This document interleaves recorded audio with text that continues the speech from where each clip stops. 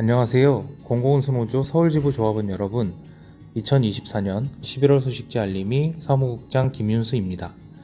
24년 한 해를 돌아보며 그간 애써오신 우리 조합원님들께 감사의 인사를 전하고자 또 새롭게 시작되는 투쟁의 힘을 북돋고자 제가 이번 소식지의 시작을 열게 되었습니다.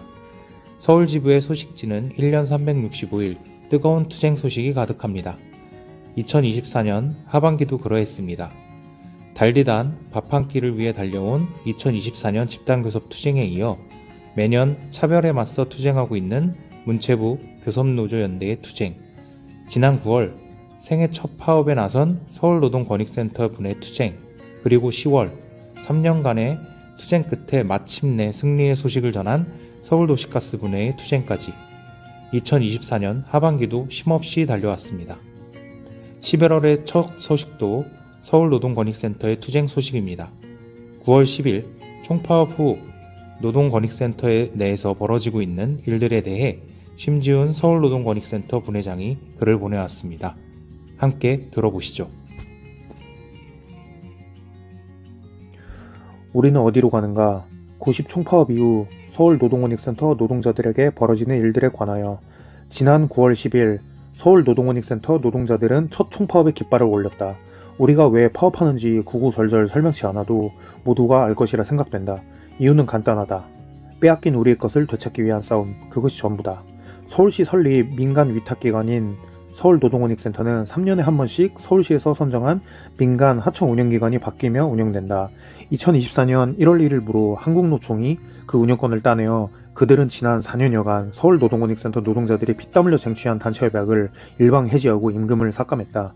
노조의 의견 청취 없이 취업규칙을 불이익하게 변경하고 하청 운영기관이 변경되고 여러 지자체 노동센터들이 통폐합되는 과정에서 여러 동료들이 퇴사를 해야만 했다. 이 이상의 파업의 이유가 있는가?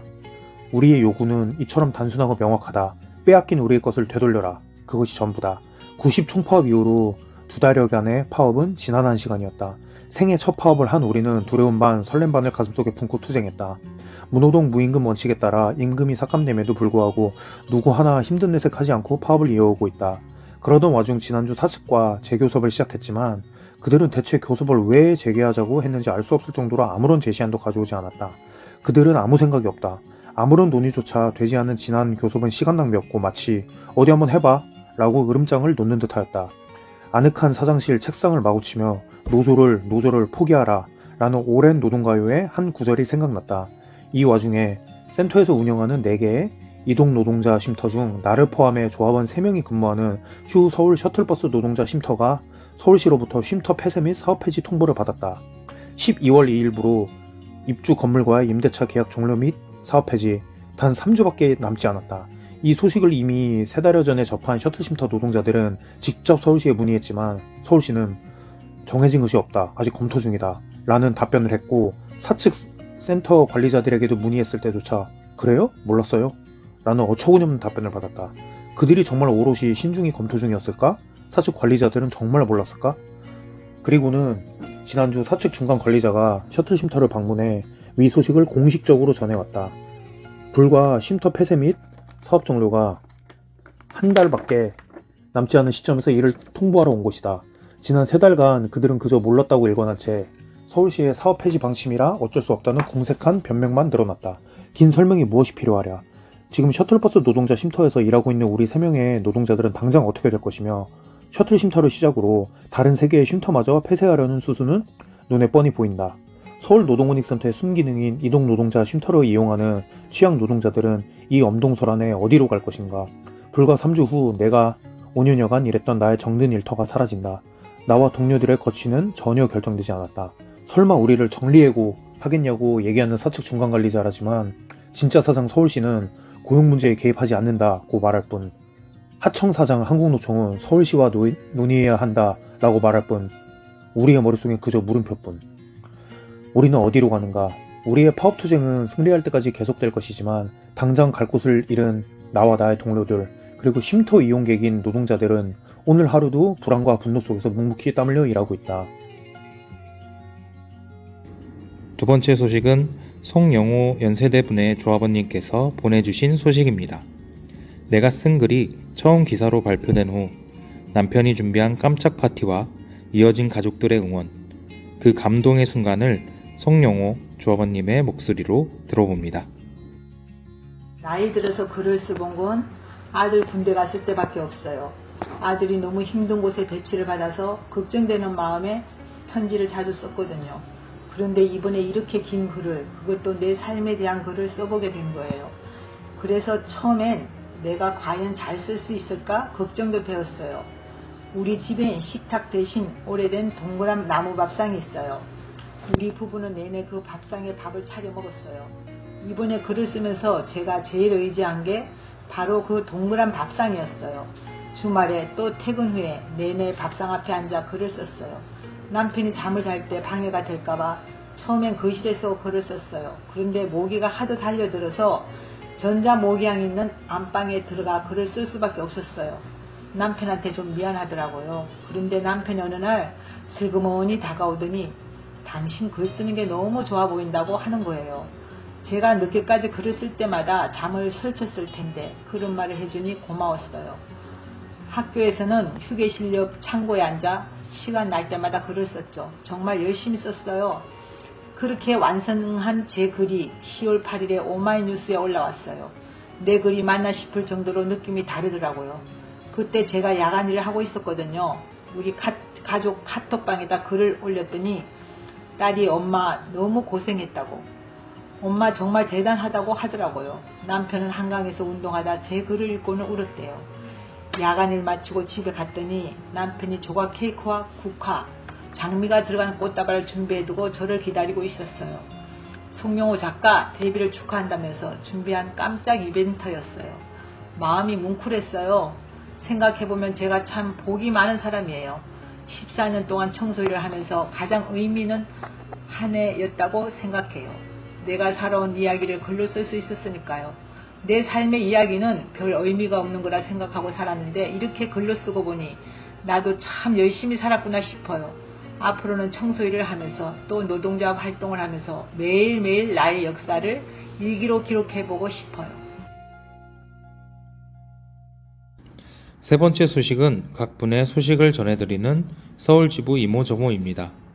집단교섭 합의가 마무리되어 가고 있습니다. 연세재단 빌딩 분해가 10월 16일, 또 성신여대 분해 운정캠퍼스가 11월 1일에 각각 합의에 이르렀습니다. 또 10월 29일에는 1년 내 서울지부의 투쟁들에 함께한 노학연대 기획단과 서울지부 집단교섭기획단이 간담회를 가졌습니다. 한편 2025년 서울지부 집단교섭은 11월 5일 상견례로 그 시작을 열었습니다. 2025년도 좋은 결실을 맺을 수 있도록 잘 꾸려나가야겠습니다. 투쟁을 다시 시작하는 분해들도 있습니다. 중앙대 분해 교섭권 보장 선전전이 11월 6일 시작되었습니다. 매주 목요일 10시 50분 본관 앞에서 선전전을 진행하고 있습니다. 12월 5일 오후 3시에는 역시 중앙대 본관 앞에서 중앙대 청소노동자 교섭권 쟁취 공공운수노조 서울지부 결의대회를 진행합니다. 많은 연대 부탁드립니다. 연세 세브란스 병원 분해도 다시 선전전을 재개했습니다. 매주 목요일 12시 50분부터 본관 로비에서 진행합니다. 홀로 선전전을 진행하고 있는 변순애 분회장님께 많은 응원과 연대 부탁드리겠습니다. 그 외에도 서울지부는 2024년 차별 없는 서울 대행진과 고공농선 300일 옵티칼로 가는 연대 버스에도 함께 했습니다. 마지막 소식입니다. 성공회대 에코 주간이 사실상 노동자들의 임금을 삭감하고 노동 강도를 높이는 제도라는 것이 한국노동안전보건연구소 실태조사 결과 확인되었습니다. 그 내용을 들여다보겠습니다. 한국노동안전보건연구소에서 성공회대 에코주간 제도와 관련해 성공회대 청소노동자 노동학연 및 건강영양 설문조사를 진행했습니다. 설문조사에 임한 성공회대 청소노동자들은 에코주간 직후 예전보다 일이 많아 시간에 쫓기면서 일하게 되며 그로 인해 업무 수행 중 충분한 휴식이 주어지지 않고 이전보다 여러 일을 동시에 수행해야 한다 답했습니다. 그리고 설문조사에 임한 청소노동자 전원이 에코주간 이전보다 업무량이 현저히 증가하였다고 답했습니다.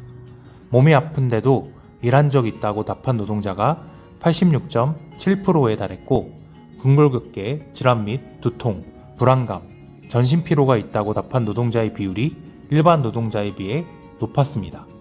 에코주간 실시로 인해 높아진 노동 강도가 청소 노동자의 건강에도 심각한 영향을 미치고 있는 것입니다. 실태조사 결과에서 확인할 수 있듯이 성공회대학교가 실시하는 에코주간은 사실상 기후위기에 대응하기 위한 제도가 아닌 청소노동자들에게 비용과 책임을 전가하기 위한 제도입니다. 서울지부와 성공회대 분회가 함께 투쟁해 2024년 여름은 한시적으로 에코휴무를 진행하지 않았지만 이는 폐지되어야 할 제도입니다. 뿐만 아니라 성공회대 청소노동자들의 경우 다양한 차별에 노출되어 있어 앞으로 해결해야 할 과제가 많습니다. 서울지부는 청소노동자에게 위기 비용을 전가하려는 성공회대에 맞서 앞으로도 힘차게 투쟁해 나갈 것입니다. 서울지부 11월 소식은 여기까지입니다. 이제 한 해를 마무리하고 또 새로운 한 해를 준비해야 할 시점입니다. 서울지부의 역사는 투쟁으로 만들어 온 역사입니다. 투쟁을 거듭하면서 매년 새로운 결실을 거둬들여 왔습니다. 올해 한 해도 끝까지 서로 어깨 걸고 나갑시다. 12월에 힘나는 소식들과 함께 다시 만납시다. 투쟁!